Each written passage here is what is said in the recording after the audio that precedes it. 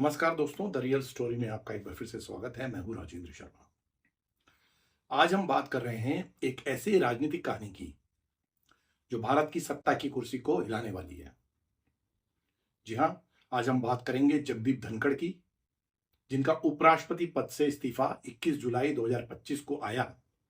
लेकिन इस सच के पीछे की सच्चाई कई टुकड़ों में बाहर आ रही है। सच्चाई यह है कि सरकार का तख्ता पलटने की कोशिश में धनखड़ का खुद का पत्ता साफ हो गया। बीजेपी ने उनके खिलाफ महाभियोग की तैयारी शुरू की और दबाव में उन्हें इस्तीफा देना। लेकिन इसके पीछे क्या खेल चल रहा था? क्या कांग्रेस ने उन्हें पहले डराया, फिर चने के झाड़ पर चढ़ाया और बहकाया पूरे विपक्ष ने? आइए इस पूरी कहानी को विस्तार से समझते हैं, जानते हैं। 21 जुलाई 2025 को जगदीप धनखड़ ने स्वास्थ्य कारणों का हवाला देकर इस्तीफा दे दिया। लेकिन सच्चाई यह है कि एनडीए ने उनके खिलाफ महाभियोग की कवायद शुरू कर दी थी। धनखड़ की कई कथित गलतियों और सरकार के खिलाफ कदमों ने बीजेपी नेतृत्व को नाराज कर दिया था। कौन है वो लोग कहते हैं कि अपने किसान को उसके उत्पाद की उचित मूल्य दे देंगे? तो मुझे समझ में नहीं आता कोई पहाड़ गिरेगा। कृषि मंत्री जी, एक एक पल आपका भारी है। मेरे आपसे आग्रह है और भारत के संविधान के तहत दूसरे पद पर विराजमान व्यक्ति आपसे अनुरोध कर रहा है कि कृपया करके मुझे बताइए, क्या किसान से वादा किया गया था और वादा किया गया वादा क्यों नहीं निभाया गया? विशेषज्ञों के मुताबिक अगर महाभियोग आगे बढ़ता तो धनखड़ की राजनीतिक साख पूरी तरह से ध्वस्त हो जाती। इस दबाव में उन्होंने इस्तीफा देने का फैसला किया। लेकिन सवाल यह उठता है कि साजिश में और कौन कौन धनखड़ के साथ शामिल थे। क्या ये उनकी अपनी चाल थी या कोई और उन्हें हाँक रहा था?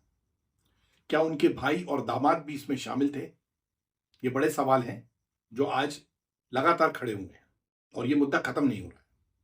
इस कहानी का एक बड़ा मोड़ तब आया जब 20 जुलाई 2025 की रात धनखड़ ने दिल्ली में अपने आवास पर अरविंद केजरीवाल से मुलाकात की। जी हां, केजरीवाल जो दिल्ली शराब नीति घोटाले में भ्रष्टाचार के आरोपों के बाद जमानत पर थे, उनके साथ धनखड़ ने बीजेपी सरकार के तख्ता पलट की योजना बनाई और खुद को राष्ट्रपति या प्रधानमंत्री बनाने के सपने देखने लगे। पर उनकी ये चाल बीजेपी और सरकार की नजर में आ गई। सरकार के लोग सब जगह मौजूद रहते हैं।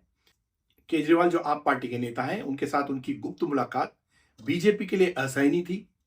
ये कदम संवैधानिक रूप से तटस्थ रहने को तोड़ता दिखा और ये संकेत मिले कि धनखड़ विपक्ष के साथ साजिश में शामिल हो सकते हैं। बाद में खुलासा हुआ कि कांग्रेस ने धनखड़ को पहले डराया, उनके खिलाफ महाभियोग की धमकी देकर पूरे विपक्ष ने, फिर चने के झाड़ पे चढ़ाया, बहकाया, यहां तक कि ललचाया भी ताकि वे सरकार के खिलाफ काम करें। कांग्रेस पर इस तरह के आरोप लग रहे हैं। लेकिन कांग्रेस भी मुखर है। कांग्रेस ने कहा है कि धनखड़ का इस्तीफा बेवजह लिया गया, उसको सरकार को स्पष्ट करना चाहिए। ऐसा कहा जा रहा है कि धनखड़ ने पीएम नरेंद्र मोदी की पीठ पे छुरा घोंपा, ये आरोप लगे हैं। मोदी ने हमेशा उनका साथ दिया, उन्हें राज्यपाल और फिर उपराष्ट्रपति बनाया, यह बीजेपी का कहना है। अप्रैल 2025 में धनखड़ ने सुप्रीम कोर्ट के आर्टिकल 142 को लोकतंत्र के खिलाफ परमाणु हथियार करार दिया, जो मोदी के साथ उनके रिश्तों में दरार पैदा कर गया। सत्यपाल मलिक के बाद धनखड़ दूसरा ऐसा जाट नेता बने जिन्होंने मोदी का भरोसा तोड़ा। मलिक ने तो जम्मू कश्मीर के राज्यपाल के रूप में मोदी के खिलाफ मोर्चा खोला था और अब लगता है कि धनखड़ भी उनकी राह पर चल पड़े हैं। लेकिन सवाल यह है कि क्या वे भी विपक्ष, खासकर कांग्रेस के साथ खुलेआम जाएंगे? यह सवाल हर किसी के जहन में है। धनखड़ की साजिश कितनी गहरी थी, इसका अंदाजा उनके लगातार किए जा रहे संपर्क से लगता है। बीजेपी का यह भी आरोप है कि फरवरी 2025 में राज्यसभा में एचडी देवेगौड़ा के दावे के बाद जेपी नड्डा ने खुलासा किया था कि धनखड़ चंद्रबाबू नायडू को एनडीए का समर्थन छोड़ने के लिए बहका रहे थे। यह बहुत बड़ा खुलासा है। धनखड़ ने नायडू से निजी मुलाकातें की और उन्हें आंध्र प्रदेश में विपक्षी गठबंधन में शामिल होने का लालच दिया। लेकिन नायडू कभी भी कांग्रेस के साथ नहीं रहे। नायडू ने इस ऑफर को भी मना कर दिया और मोदी के साथ खड़े रहे, डटे रहे। इससे धनखड़ की यह चाल विफल हो गई। क्या यह सरकार को अस्थिर करने का हिस्सा था? सबूत बताते हैं कि हां, ये एक सोची समझी साजिश थी जो कि पहले से तय हुआ था बहुत सारे मुद्दों पर और प्लान किया जा रहा था। यह कहा जा रहा था कि धनखड़ सरकार को गिराने की हर तरह से साजिश रच रहे हैं और शुरू से इसके लिए प्लान बना रहे थे। 21 जुलाई को उन्होंने जस्टिस यशवंत वर्मा के खिलाफ विपक्षी महाभियोग प्रस्ताव को बिना सलाह लिए स्वीकार कर लिया, जो सरकार की रणनीति को तोड़ने वाला था। तो कांग्रेस का इस तरह से उन्होंने साथ दिया और सरकार की रणनीति को तोड़ने का कदम था ये। सरकार इस मुद्दे पर लोकसभा में प्रस्ताव तैयार कर चुकी थी। यह उनकी सबसे बड़ी गलती साबित हुई जिसने महाभियोग की आग को भड़काया। जानकारी तो यह भी मिल रही है कि जस्टिस यशवंत वर्मा के यहां मिली राशि 50 करोड़ रुपए से कहीं ज्यादा थी। यह बहुत बड़ा खुलासा है और ऐसा भी कहा जा रहा है कि जस्टिस वर्मा के यहाँ पैसा पार्क हो रहा था जिसमें कईयों का हिस्सा था, कई लोग इस हिस्से में शामिल थे। सवाल यह है कि भला कोई अपने स्टोर रूम में करोड़ों रुपए ऐसे ही रख देगा?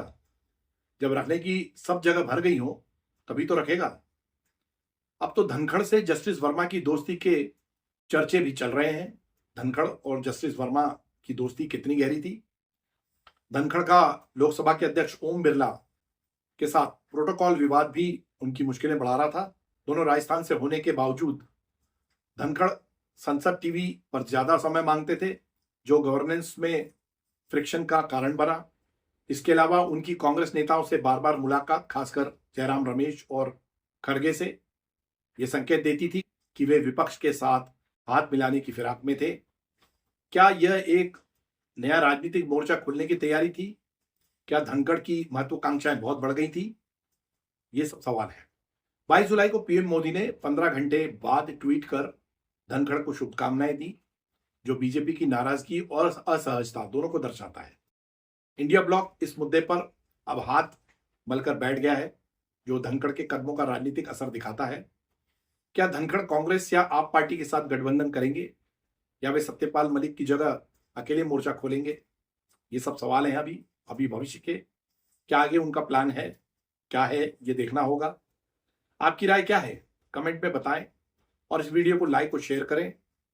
दोस्तों की जैसे पहले कई कयास लगाए जा रहे थे कि धनखड़ के उपराष्ट्रपति पद से इस्तीफे को लेकर बहुत सारे ऐसे कारण हैं जिसमें कि कई तरह के कारण गिनाए गए थे, लेकिन उन सब कारणों को कयास ही माना गया। सबसे बड़ा कारण यही आया सामने कि जो तख्ता पलट की साजिश थी उसका खुलासा हो गया और धनखड़ का जो पूरा प्लान था वो एक्सपोज हो गया। तो ऐसे राजनीतिक गलियारों में बीजेपी और उनसे समर्थित लोगों की बातें चल रही हैं। ये सरकार की तरफ से भी, क्योंकि सरकार के बहुत सारे नुमाइंदे इसकी खोज परख में लगे हुए थे, तो सरकार की तरफ से भी ये सामने आया है सूत्रों के हवाले से कि इस तरह की बातें चल रही थी। अब सवाल ये पैदा होता है कि जस्टिस वर्मा को लेकर जिस तरह से अब उनके खिलाफ महाभियोग की तैयारी हो रही है, उसमें बीजेपी का रवैया कितना सख्त रहेगा, किस तरह की कार्रवाई वो चाहती है। आप हमारे साथ बने रहें और इन राजनीतिक खबरों पर आपके साथ हम जानकारी शेयर करते रहेंगे। हमारे साथ बने रहने के लिए आपका बहुत बहुत धन्यवाद। जय हिंद।